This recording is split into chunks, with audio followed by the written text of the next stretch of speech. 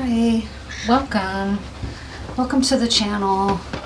My name is Cynthia Vogel, and I'm here today to do a surprise specific layout, which it's been kind of too long since I've done one, so I'm glad to be back here doing one. And in case you've not, or new to my channel, or have not familiarized yourself with that playlist, surprise specifics are when I choose somebody who's made comments or a comment on my channel, and I give them a specific reading.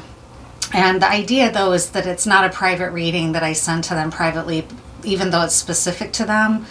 It's a reading that it will show up here on the channel, because my intention is not only will it be specific and special to that person, but also have some type of meaning or relevance for other people in the collective. And plus, if I'm just being honest, I want to grow my channel, right? So I want to make that content available to other subscribers as well, or people that might catch it. So this is not this person's real name, but they've commented on some of my content in the past, and their YouTube name is Hillary, with a lot of like code, number, numeric and letter based coding beyond the name Hillary. So this is for you, and I know your real name, but I'm not going to call it out here. I'll just let you know, right? And I also tried to find a way to let them know through another method that they've been chosen for a surprise specific reading. So in terms of timelessness, this is also intended to be timeless for other parties that might catch it. But this is the last day where, Mercury retrograde has ended and is now, I think the terminology is stationing direct, although there's kind of a shadow period where there's still a little bit of chaos. I know for me personally, this Mercury retrograde was really intense, especially for me with tech. And that's not great because my business is online. So to have a lot of tech challenges was pretty frustrating. But luckily, I'm a resilient person, and I can maintain through times like that, even when they get frustrating and stressful. And I'm conscious for myself personally that a major cycle in my life is coming to an end. Part of me is like, it can't get here soon enough. I'm just ready. Like, I'm ready for the next. Another part of me is apprehensive because there's so much up in the air that I honestly don't know what's coming next. And it's scary because that timeline is it's coming whether I know what's going to happen or not. And so I'm trying to prepare as well as I can, while also be open and fluid and flexible to things that I kind of feel intuitively are going to happen, but I don't really have any indication for that other than intuition, right? So learning to live with a lot of intuitive hunches is newer for me, and I'm sure it's like that for a lot of people who get acculturated away from trusting intuition in the West, right? You have to kind of tap back into that and learn that it's actually a really legit form of instinct, right? And helping yourself know and navigate life with a way that's self-honoring. So again, I just hope you're all doing well out there and managing with the sort of chaos, planetary and world culture and political chaos that's been going on. I just, again, want to thank you for being here. I know you could be anywhere on YouTube, and you're here catching this reading, so I really appreciate it. And if you like my work, please comment, like, subscribe, come back for more, turn on notifications, all that good stuff, right? I'm also a clinical social worker, for what that's worth. I've been a mental health professional my whole adult career.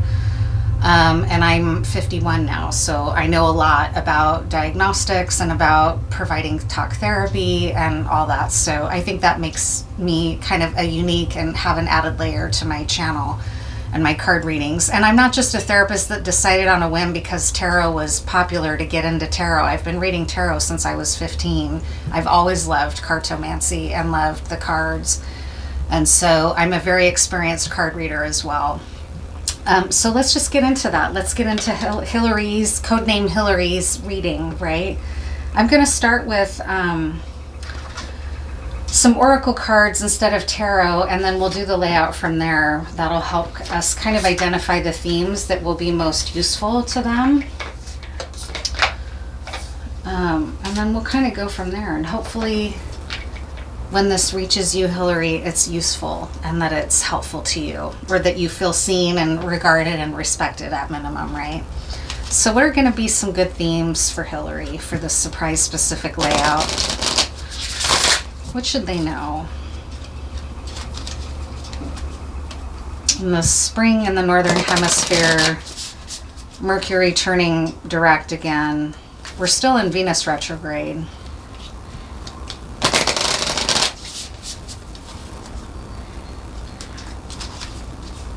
I'm not an astrologer, so I have to kind of always put that out there that I don't really know, other than my own chart. I don't know a lot about the astrological process and the cosmos in that way, but I love it. I love to hear about it.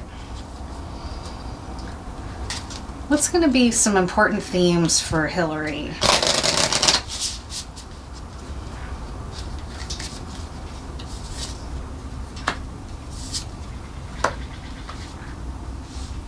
I've been honoring Rose too lately, and I like this deck that honors the roses. The Ruler. So the Rose du Roi, which is a ruler or a king, right? This is an old garden rose. It's an old cultivar. So rulership or sovereignty or inner mastery is going to be helpful, or even outer mastery, right? And the Heart, card number 22 and card number 26. So that's beautiful. Louise Odier rose. It's also an old garden rose, so very beautiful. And this strikes me as more of like a centifolia rose. So the Heart and the Ruler. So something about being the ruler of the heart is going to be important for Hillary. I love that. That is a really awesome way to start this reading for you. And then just one of these as well. What's going to be important in the realm of the heart, and how can you feel confident in ruling your heart, right? What rules your heart right now? Maybe that might be another question to ask. It's really great though. I might even put that in the title, Ruler of the Heart, right? Really beautiful.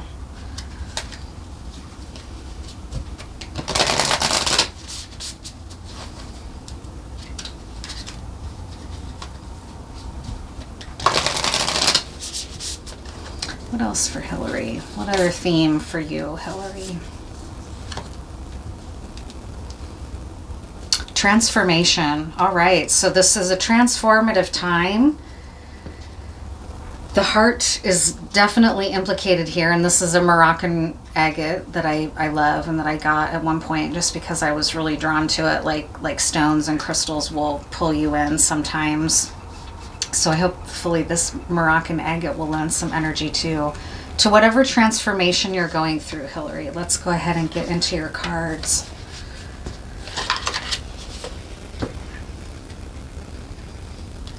What'll be helpful for you to know? Let me just cleanse these real quick too, just to make extra sure there's not any lingering energies from other people in the collective or even me, right? So we get really good, clear, concise, relevant, specific messages for you.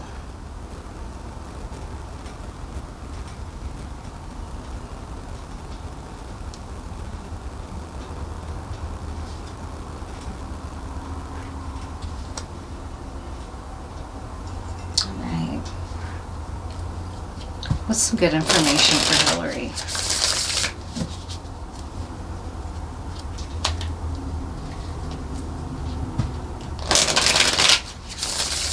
My intention is that this message is for your highest good, and that it reaches you, and that it's helpful and meaningful and helps you feel honored and respected and cared for across the distance.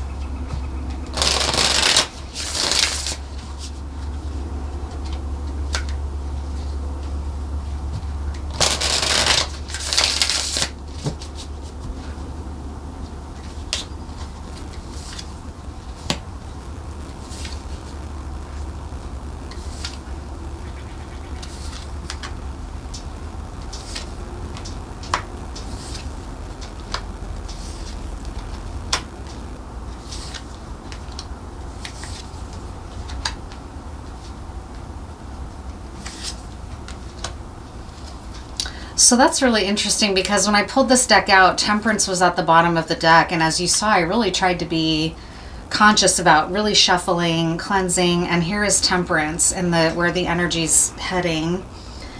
And the major arcanas that we have here are the World card, the Chariot card, and Temperance. So you're definitely entering a stage in your life in a very quick way, like it's happening quickly. Maybe at times it feels a little bit overwhelming how much your life is changing right now, but it's changing in a direction of healing. So that's really encouraging. And because ruler of the heart is what came through here, it strikes me as that this is a real process of healing your heart that you've been on and going through. And the energy is really picking up because the Chariot card is at the very center of this tetractys spread. And so you may be feeling like you're racing or triumphantly reclaiming your heart, or feeling a sense of groundedness and security and love for self and connectedness to your own heart. So that's really beautiful, really very beautiful here. The Cornerstone card, and this isn't maybe surprising to see with all this sort of cosmic chaos that's been happening, and even earth plane chaos, is a feeling of concern that you may be left behind, or that you may end up losing your access to the cathedral. In the Rider-Waite-Smith deck, it shows people outside the cathedral gazing in and wanting in, right? They're kind of like what you might be considered poor souls that feel on the outside of the beautiful warmth and security of the cathedral. And they're wondering, am I going to be given access? Am I going to be let into this beautiful cathedral?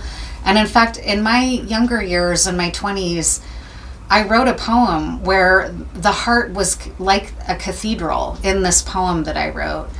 And the line was, my heart a cathedral of wood and perfume. And so that might have meaning to you for some reason. You may be wondering, am I going to be let in? Am I going to be let into a community? Or am I going to feel like I have community around me, or the safety and comfort of something greater than myself, a spiritual practice or a spiritual community? Or am I going to feel on the outside, right? That's a concern, and you may be a little worried about it, and that's the Cornerstone. The truth is, and what you feel and what you know, is that there is love available to you. With this Knight of Cups, again, it's a very fast card like the Chariot card. So you may be getting some real definitive communication about love and about people saying, yes, we love you. Yes, we're here for you. Yes, we want you to come be with us, right? We want you to be a part of things with us. We want you along for this ride, right? Like, we want you here. We want you to be here. We care about you. We want you to come with us into this new experience, whatever it is, into this new phase of life where there's healing and heart-based work being done. You're being invited, you're being included. That's what you sense and what you know. But these worries can creep into anyone's heart and mind, right? Especially if we've been doing a lot of healing. If there was a lot to heal, then that worry comes with that, right? Like healing wounded inner children, for example, that might need reassurance. This might represent that. An inner child inside you that isn't so convinced yet, and that's really even I just kind of felt like afraid to hope. Like maybe you might be afraid to hope that you're going to have this, but on another level, you sense and know that you're going to have it, right? Yeah, and then this is about a community or a family for you, because the facts position is the Three of Cups. So you are going to have, or you do have, and maybe you've temporarily lost sight of it, or because you're in this transition phase, you might not have yet reached this community that's going to feel more in alignment with who you are and the kind of person you like to be, which is living from your heart and tapped into your heart. I know a little bit about you, that you're very creative as a person, and that's usually someone that's not just connected to their sacral chakra, but to their heart, ideally, right? That they're making creation that's both fiery and watery, right? That's tapped into the realm of the heart. And what the facts position is saying here is that there is a community. There is community for you, and that wants you to be included, like I said, that wants your presence, that likes and enjoys your company, that values your heart-based work. And if you have been unsure about that, this is an affirmation that it is happening. And in fact, it's happening quickly. So I don't know whether you've been unsure about it. You might know it, but you've just temporarily fallen into some doubt. But in any case, if you don't know it, it's here, right? It's here for you. The vulnerability is, again, you may feel like you've been doing a lot of this work to try to plant the seeds for the life that you want to create, the security that you want to be feeling that you're having at this phase of your life. You're tired, you're wondering, like, when are my ships going to come in? When is this harvest going to be? Like, when am I going to start reaping the rewards of all of this hard work of seed planting that I've been doing? This isn't new. This isn't some new venture that you're just starting. You've already been working at this and taking it very seriously and being very dedicated. This is saying you're going towards it. This is happening. You might actually literally be traveling towards a community. You might be recognized in a triumphant way in some way soon for the work that you've already done. That could be in play. It's a success in any case. The Chariot card is a success. But what you've known is that you've had to really watch out for some negative actors around you, or negative influence as well. That might have been part of this healing process, is that you've had to cut some ties with people that had more of a negative impact in your world. And that can be very sorrowful, right? And that's very heart-based work as well, where you might have to grieve, that kind of thing. In a good aspect, though, the Seven of Swords could also be you. Like, you might be kind of like, oh, just in time, just in the nick of time, I'm out of here. See you suckers later, right? Your ship might come sailing in, and like, off you go. And other people are going to be left in your wake a little bit like, whoa, these people that might have been bad actors, that could also be as well. Both of those dynamics of the Seven of Swords could be in play here. It might have been some negative, triangulated relationships with this Three of Cups and the Seven of Swords kind of building off of that. Sometimes triangulation can happen, and triangles can be very tense. They can be, if you have envious people around you, or if you have people that don't understand you or discriminate against you in some way, or that just don't mesh or vibe with you. Sometimes people can be really catty about that and kind of do like gang up, mean girl culture. That's kind of coming through. Like, that might be something that you've had to deal with in your life, which is not fun, I know. And I just am sending you this good smoke for one thing, because that's coming through, is that you might have had to deal with some people who were cruel, or who intentionally wanted you to feel on the outside because it somehow boosted their ego, which is sad, but that's true. That happens all the time. People with unhealed wounds that are hurt carry out the hurt instead of do their own healing, right? And you might have been, a recipient of some of that. I'm kind of picking up here as well. This is an interesting position for this Page of Pentacles to be in your shadow aspect. That might be an inner child. That's kind of what I think.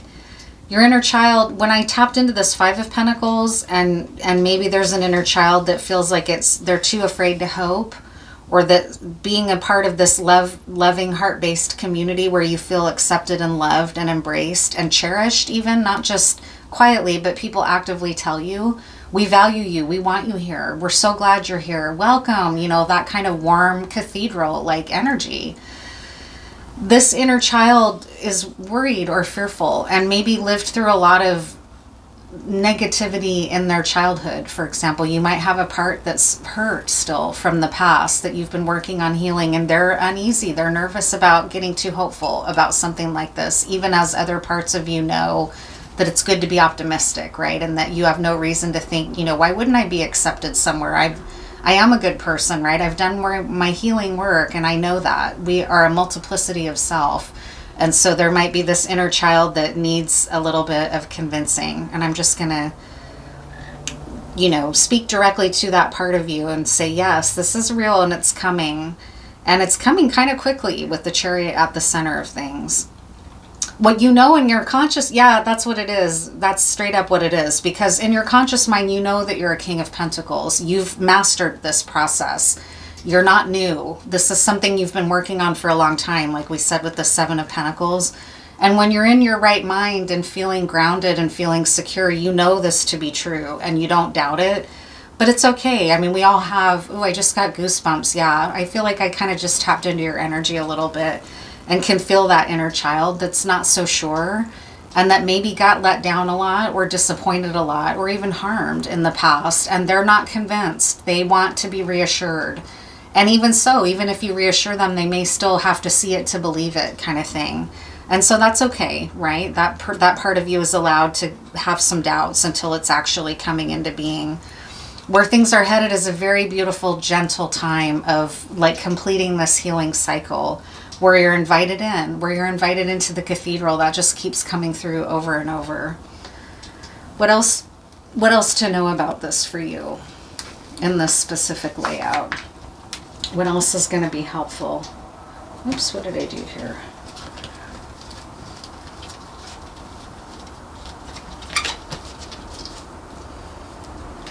What else for this? This is really encouraging and really beautiful.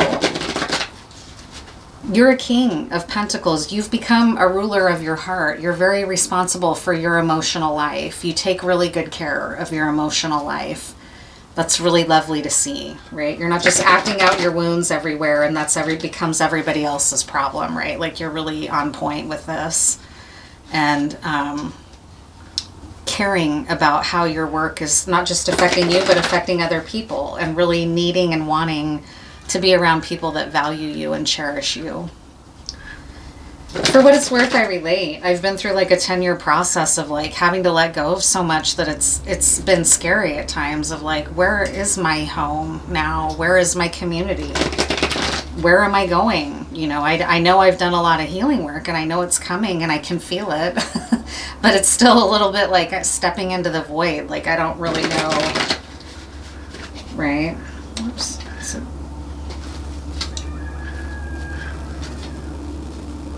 what else for this spread to know? What else to know for Hillary?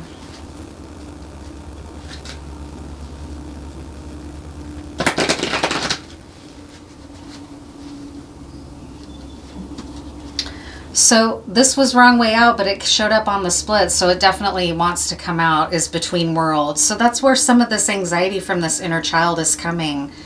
They feel uneasy with this between worlds place that you're in right now, which makes a lot of sense. In fact, I'll tell a story from my childhood. It's not funny, it's sweet, but it's cute, right? Like we had just come through a really traumatic time in my life. In my young childhood, I was like 5 or 6. I don't even know if I had turned 6 yet.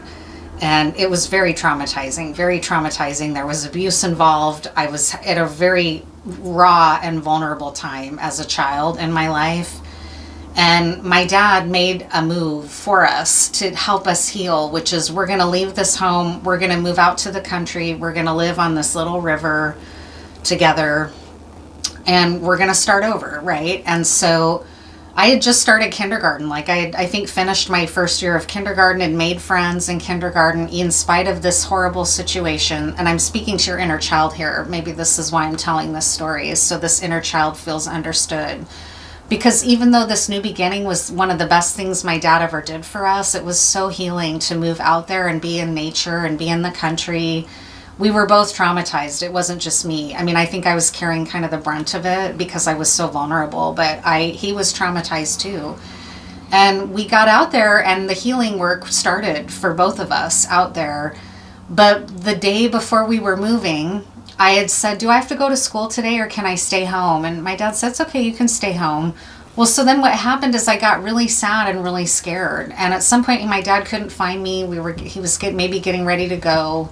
Like we were going to go ahead and leave and head out. And he had built me a little swing, like a little wooden swing in a tree in our backyard.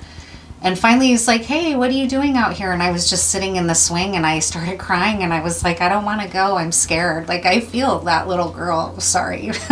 This isn't my reading. It's for you. But I feel her. I remember that. I remember that feeling. And he was really gentle and tender with me, which he wasn't always, but he could be, right? And he was like, oh, honey, you know, that's normal. But I just want you to know it's going to be so great. And I had already seen the house and liked it. Like I was excited for the most part to move there.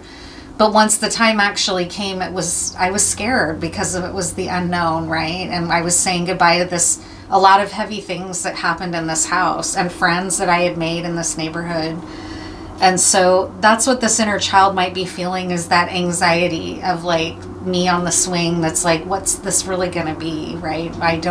Here's, at least I know what's going on, right? Even if it's, I know I don't want to be here anymore and there's a part of you that still kind of hangs on to that, right? So this part, being in that between worlds place can create tension at times. And yin, feminine energy, it's your turn to receive. It's your turn to receive. That's coming through really, really strongly after having been willing to do this work. You're in between worlds. It's okay to lay down your sword a little bit and lay down the efforts, your spade, maybe if you've been working and tilling and planting seeds and whatnot. It's okay to take a rest, and it's okay to wait now for your ship to come in. It keeps saying, but for your harvest to come in. Yin energy is very receptive, and so you can rest knowing that the good work and the good deeds and the good energy that you've been sowing into your own life and trying to show others around you is going to be returned to you. You're in the in-between stage right now, but look at this chariot card. You're not going to be waiting long.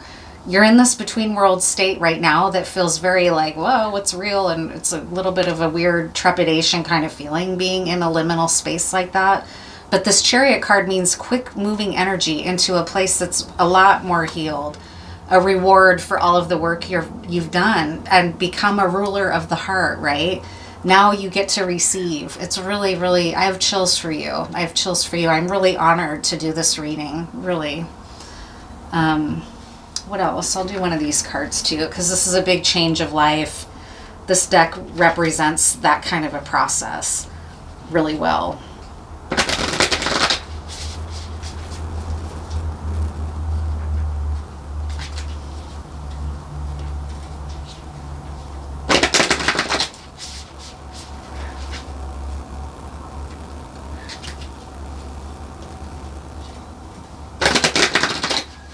What else for Hillary to know?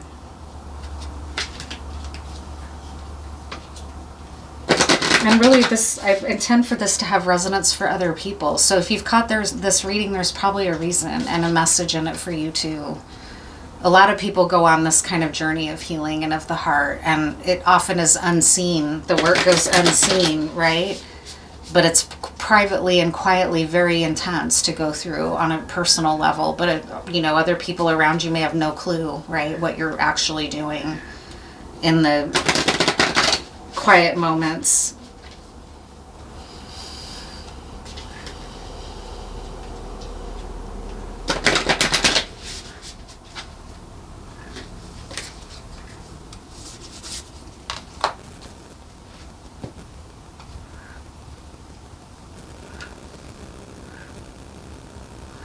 Misalignment, yeah, that's what this is speaking to.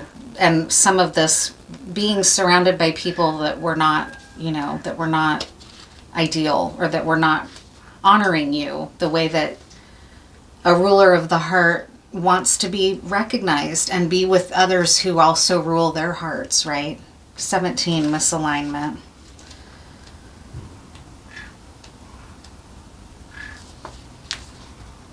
Miracles become normal once we face all of the aspects of our life in the same direction. What is possible expands beyond our capacity to imagine when we attune our lives to what makes our spirit self sing. It can be challenging to commit to whatever it takes to align all aspects of our life with our bliss.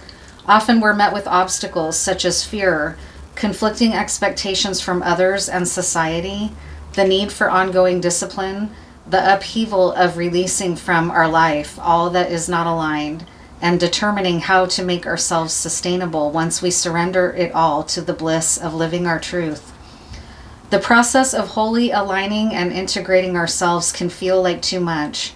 We may be unwilling to take on the effort, risk, and loss from what this process involves. This is totally understandable. So is wanting to do it sporadically or all at once. The ball is always in your court with this. Therefore, the importance of this card is its reminder that you always have the choice to turn toward rather than away from personal alignment, even if you take it one nuanced facet at a time. No matter how small or seemingly insignificant the detail, it matters and will make all the difference to you. Regardless of what you choose, it is always beneficial to be aware of where you are misaligned. A way to do this is first to identify where you are aligned. Place the hand that you write with on your heart and ask, what do I unconditionally love about my life? Write the answer in your journal. Repeat this process with the question, which experiences, environments, people, and activities give me the greatest fulfillment? If your answers are taken from your past, include why they are now absent. Alternatively, your list may consist of how you would like your life to be. If so, be sure to include the reasons your life is not this way at present. Gently proceed to write with compassion where exactly you and certain aspects of your life feel uncomfortable, forced, outgrown, or in some way misaligned. Unpack whatever these areas have become part of your life from fear. Unpack whether these areas have become part of your life from fear-based choices and thinking, or from having compromised your truth, core values, or integrity in some way that you did not realize at the time. Perhaps you would have done things differently if the circumstances had been different.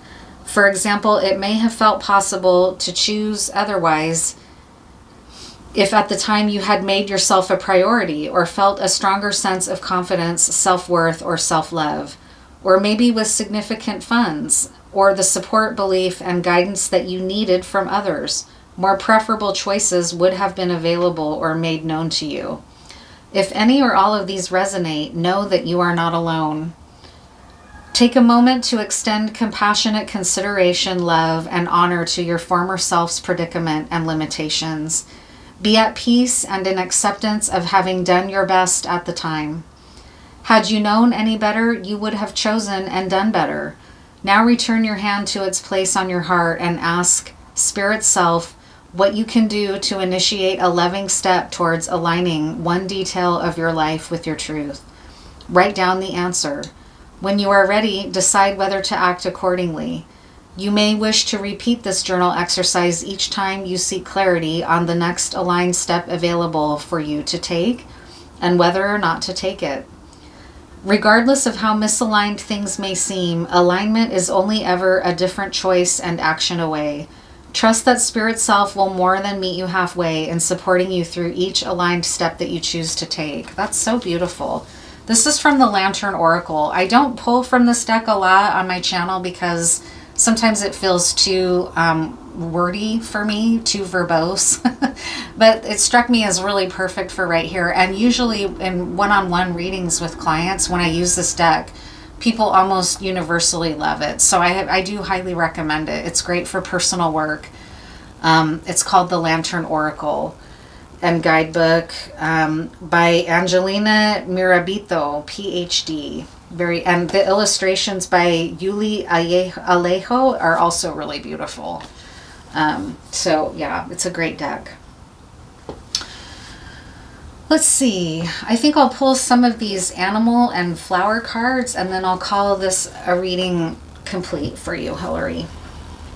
And again, I just want to say how honored I am. It's really beautiful to read for someone whose quest is to become a ruler of the heart. I mean, what could be more beautiful?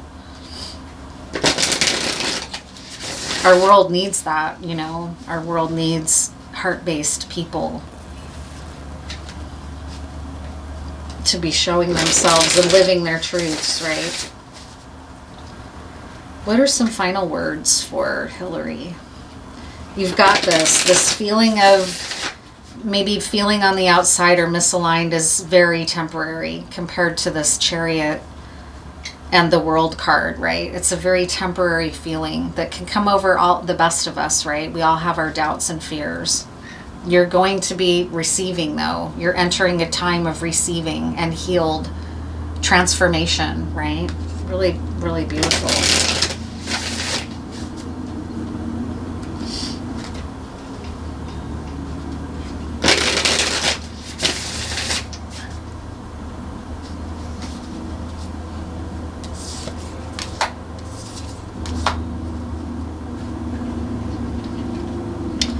The first card is the Ram and Dahlia, Determination, card number 1. Oh no, that must must not be card number 1. What is that? Oh, card L.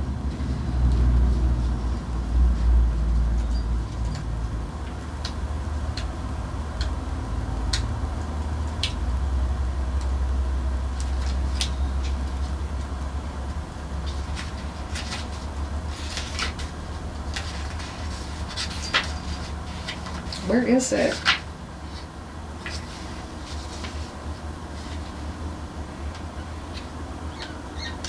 Sorry, I'm not good with Roman numerals after a certain point. It's probably obvious here. The Ram and Dahlia. Determination. The Ram and Dahlia is a card of action. The Ram charges up the mountain with steady determination, removing any obstacles with its strong horns. Called the Queen of the Autumn Garden, the Dahlia is known for its persistence. It produces flowers in the summer and well into the fall, outlasting most other blooms. You have the power to accomplish your wildest dreams. I just got goosebumps again. While others may tire or lose interest, you are persistent and will see your ambitions through. Yeah, I have a lot of goosebumps. I feel very emotional for you. This is really beautiful. The Otter and Cattail.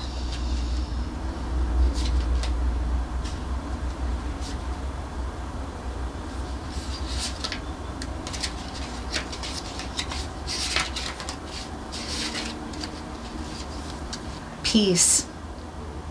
Oh, wait a second. This came in reverse and I didn't read that meaning, so I'm going to, just in case it has specific meaning. Okay, so here's a caveat. Don't take it too hard. You know, you might be, if you're a perfectionist, you might be tempted to zero in on this one message, and don't do that because there's so much beautiful here. But it's not for me to teach you. You need to take what you need to take out of the reading, obviously. Your stubbornness is hindering your progress. While ramming through may seem like the best and quickest way to achieve success, some endeavors require flexibility, regular reassessment, and help from others. What am I determined to accomplish? When have I worked best alone, and when have I benefited from another's help? Well, and that strikes me as that you're already well on your way to understanding you don't want to work in isolation, but you may be so used to that. And so having to have been in kind of masculine energy, which is very active, that it might be a challenge to calm and rest and soothe and get into a receptive. I very much relate to that, right? It's been a learning process for me to be more in yin energy, because when I stay in yin energy, I also have an inner child that gets worried. Like, well, what, we're just going to sit around, right? Like, what are we doing to like make these things happen? So that could be real for you too, right? And then the Otter and Cattail in the upright. Peace. The otter glides through the water with grace and fluidity, a beautiful sight to behold. The otter's playful swim brings calm and joy to those who witness it. The cattail is a symbol of peace and prosperity. It can be used for a variety of domestic purposes, from basket weaving and bedding to home insulation. It is also a nourishing food. You are entering a time of peace and tranquility. That Temperance card, right? Transformation, being a ruler of the heart. Enjoy it, allowing yourself to relax fully and receive. That's so true, right? Do I allow myself to enjoy peace when it finds me? Am I struggling needlessly against a strong current? So those are great messages, right? And maybe tap into a little bit of some of the inner conflict that you might have been feeling. I can't help it. I want to pull another card. This reading feels really good to be in. I think the main message has come through, but maybe we'll just pull a plant ally that might help you go through this between worlds time before you step into the next world, right? What's a good plant medicine that might be useful to take to help ease any worries and maybe help you be more receptive to and not feeling like you have to make everything happen yourself.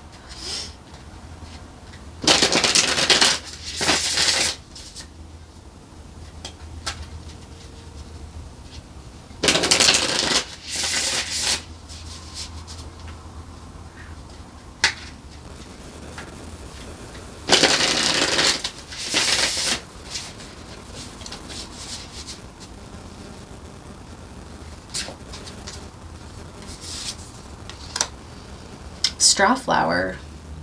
This came through in another reading, and I was like, gosh, I don't know this plant at all. I don't have any relationship with starflower. But then I realized that it's everlasting, pearly everlasting where I live, which is, I do, it grows around here, native pearly everlasting is how I know it. But it's beautiful, and it strikes me as this adorning necklace here that to me is very striking. I love how they captured it here. And it's card 44. I'll go ahead and read the description as a closing message for you, Hillary.